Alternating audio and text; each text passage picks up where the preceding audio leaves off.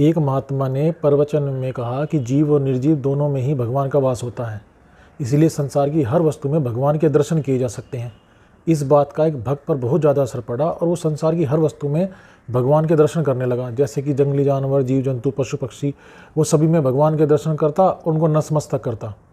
एक दिन वही भक्त उसी महात्मा का प्रवचन सुनने के लिए जंगल के रास्ते से जा रहा था, तो अचानक सामने से एक हाथी आता दिखाई पड़ा और उस पर बैठा महावत जोर जोर से चिल्ला रहा था कि भाई हाथी पागल है, सामने सट जाओ, सामने सट जाओ। लेकिन उस भक्त पर उस महात्मा की बात का भूत सवार था, वो सामने से हटा नहीं और उस हाथी को नतमस्तक करने लगा।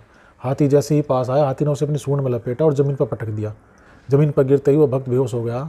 पास में ही जो प्रवचन जहाँ हो रहे थे, वो आश्रम पास में था। जब लोगों को उस दुर्घटना का पता लगा, लोग भागे भागे आए, उस भक्त को उठाकर उपचार के लिए ले गए। उपचार के बाद उस भक्त को होश आया तो महात्मा और इनके प्रिय शिष्य दोनों उस भक्त से मिलने आए और उसका हाल जानने के बाद महात्मा ने उस शिष्य से पूछा कि भैया एक बात बताओ, जब महावत जोर जोर से चिल्ला रहा था कि हाथी पागल है, सामने सड़ जाओ, तो आप हटे क्यों नहीं? तो उस भक्त ने जवाब दिया कि महात्मा जी, आपने तो कहा था कि सभी में ईश्वर का वास है। इस पर महात्मा जो है निशब्द हो गए। लेकिन उनके साथ जो खड़े उनके शिष्य हैं, उन्होंने तक से जवाब दिया कि देखो भाई, आपके सामने महावत भगवान और हाथी भगवान दोनों आए थे। आपने हाथी भगवान को देखा, लेकिन आपने महावत भगवान को नहीं देखा। महावत भगवान आपकी रक्षा के लिए जोर जोर से चिल्ला रहे थे कि सामने से हट जाओ, हाथी पागल है, लेकिन आपने उनकी एक न सुनी और नतीजा आपके सामने है।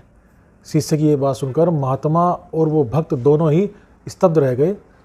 और ये जो महात्मा थे, ये थे रामकृष्ण परमहंस, और जो उनके शिष्य थे वो थे स्वामी विवेकानंद, जिनके पास हिंदू धर्म और संस्कृत की व्याख्या करने की अद्भुत क्षमता थी।